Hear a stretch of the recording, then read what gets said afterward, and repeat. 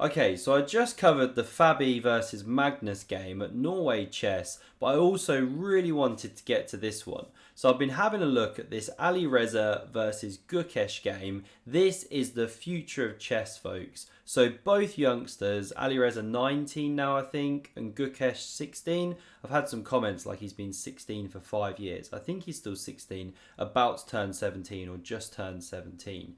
Anyway, they were playing today in round one, and this really was a cracker. You can see why they're both such talented, tactical youngsters. So Alireza goes with his favourite e4.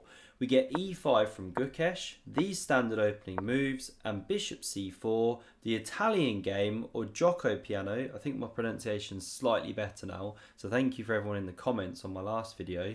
We get bishop c5, d3, knight f6, castles, d6, all standard stuff. c3 now from Alireza, pawn h6, stops any bishop g5 stuff. I mean, you could have done it a move earlier, and then still you get h6, g5, different variation. And now Alireza goes knight b to d2, standard developing stuff.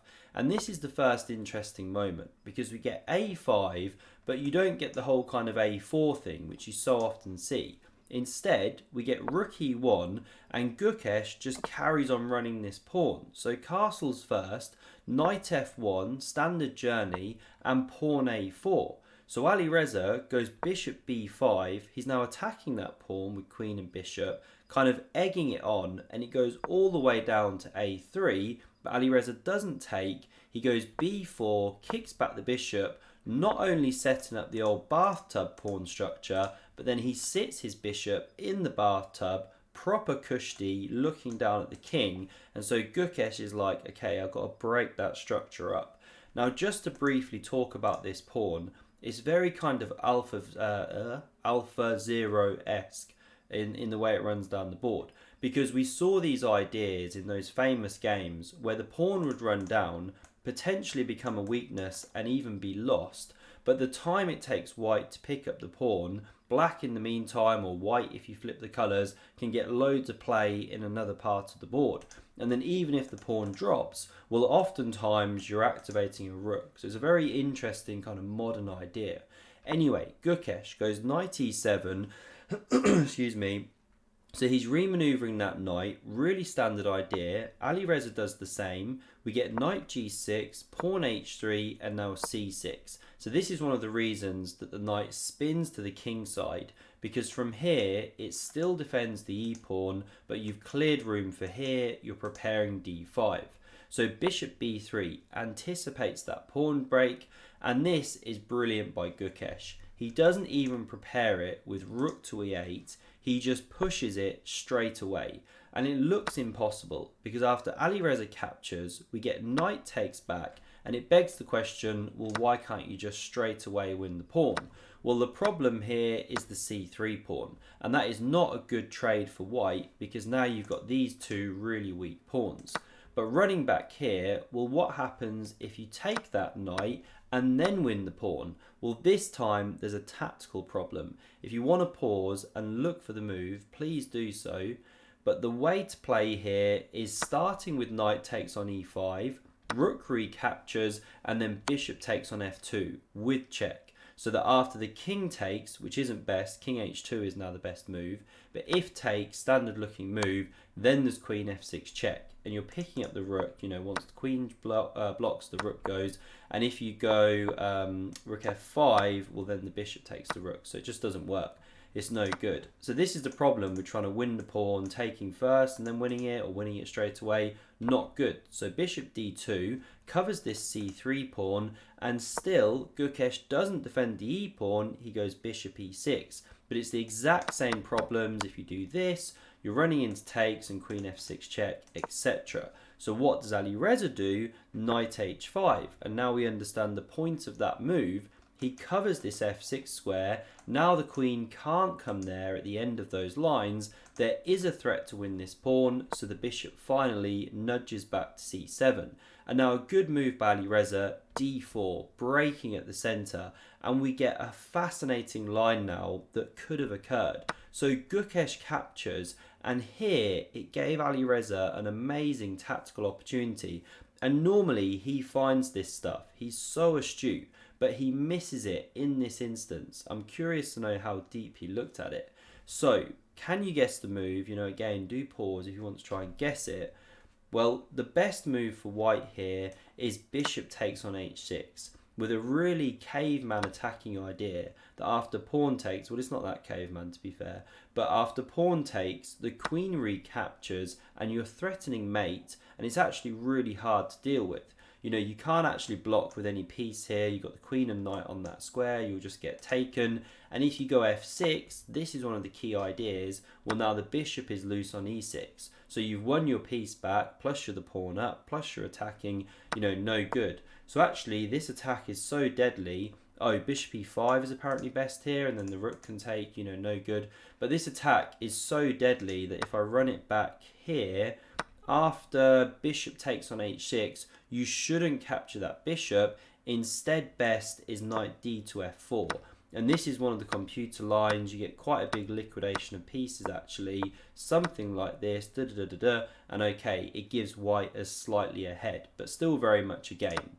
Anyway, Alireza missed this shot. He plays knight takes on d4, but now the position is basically equal. And here, Gukesh actually starts to seize an initiative. So he threatens mate, the knight drops back to cover, and then he centralizes his rook. Now, by the way, given a couple of moves, he'd centralize and drop this bishop back to preserve his bishop pair. But if he does it straight away, well, then it's ugly, it boxes in the rook. So he first brings the rook, and now Alireza doesn't want to let that bishop retreat, so he chops it off the board. And after the pawn recaptures, he does have one to target here. Whoops, the pawn to target. But the problem is, there's also dynamic counterplay for black on this f-pawn. So this is the kind of strategic battle now. So queen g4 from Alireza. He hits the unprotected knight and the pawn, and so knight e5, far and away the best move to take care of the loose knight, but also protects the pawn by blocking the rook's attack. So Alireza retreats to e2, and now it's Gukesh's turn to land a tactical shot. Although, by the way, this whole excursion with the queen and back, it was one of the top computer lines, so it's not to say Alireza played badly here, but still, he walks into this tactic, and the move is knight takes on b4. You open up this rook and queen battery on the bishop that's only defended once by the queen. But Alireza finds a brilliancy in response. He now plays the move bishop to g5. I mean, it gets called a brilliant move because you're refusing the capture of a piece. Then they always get, called these great moves. Now, what's the idea? Well, the bishop was going to drop, but in this manner, at least you make the pawn recapture and shatter the structure. So now we get captures here, and the obvious move, of course, is queen recaptures pawn. But the problem now is check, and you have to play a very clumsy knight retreat. Because if you step to the h-file, you're actually getting mated in one with that queen landing on the newly opened file. So coming back here, what we see in the game is pawn g6. It covers that square, stops the queen from invading there. Very critical move. So rook ad1 now played by Alireza. He encourages the queen to take here, although it was hard to defend that pawn anyway, because now he wants to crash through here. The queen has left the defense.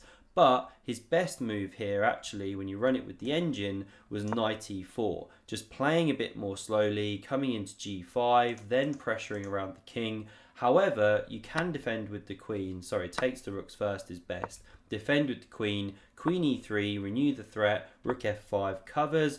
And okay, it's a bit of a weird position. The computer wants to start bouncing back and kick the rook and then bounce back again, etc. But it prefers to play like this and sort of grovel a pawn down. But Alireza, okay, he takes here with the bishop, the most natural kind of move, but you can see it gets called a bit of a mistake, because after the king sidesteps, it's now quite difficult for white to play. There's a lot of pressure down here, both rooks blasting down open files, and there's all kinds of knight hop ideas, bishop bouncing between dangerous diagonals. Very, very dangerous now for Alireza, and his time starts getting really low. So he goes rook b1, natural idea to break through here, but the problem is queen f4. And by the way, hop it back one move. He's got 22 minutes. He spends about 20 minutes on this one move. Now he's in serious time trouble. He crashes through, very natural idea, but these are the tactics he's overlooked. Knight d3 landed on the board, hitting this rook and hitting f2. And if you go rook f1 to defend, looks so natural. Well, now you're running into this knight c5, forking both of these pieces. And if you retreat the rook here, very natural. Well, then there's this move of rook d2, invading on the d file, supported by the queen, and you're really crashing through here. It's all just getting really, really bad. So coming back here, what we see instead is rook d1 from Alireza. He's trying to keep an eye on this invasion square, but he's overlooked a great tactical shot, which Gukesh finds. Can you find the best move here? So the move that Gukesh plays is knight c1, and it's a great idea, opening the rook on this one, but also attacking the queen. So if the queen drops away and just retreats itself, well, now you can simply chop the rooks, the queen recaptured, and you have decoyed it now away from the f2 square. So you crash through and it's just all over. You're taking here with the bishop as well. So what we see instead is rook takes, forced, but now the queen takes with check. Now technically best here was blocking with the knight. Alireza goes king h2, the most logical move, but now there's rook d2, that invasion move which he tried to prevent, but now it's unavoidable. So queen e4 desperately looks for play, but now this rook crashes through on f2. Why is it called a brilliancy? Well, you leave this entire bishop on prise, which Alireza takes. He had nothing better. Plus, he's on literally 3 seconds. I mean, he's getting 10 seconds increment a move, but it's very tough, right? So the rook now takes on g2. Gukesh simply crashes through here, gives 2 rooks for the queen and pawn, but here's the real kicker. The king is exposed and all these pieces are loose. So after this check, Alireza just resigns. If you step anywhere over to this f-file, then the problem is you get this check from f4, you pick up the rook on the next move. And if you step anywhere to the g or h1 squares, like let's say g1, well, now you can check from the back rank, king goes, you pick up the bishop. And again, this is just completely over. Queen against rook, a minor piece, plus they're uncoordinated, plus there's way too many pawns and an exposed king. So Gukesh coming back here, final position. He takes the blood today. I was going to say first blood, but they've played before. So he now gets 3 points for that win. It's a different scoring system, and he gets one up on Alireza in the classical chess for now. I hope you enjoyed. Do check out the Magnus video if you haven't done so already, and thanks very much for watching. See you soon.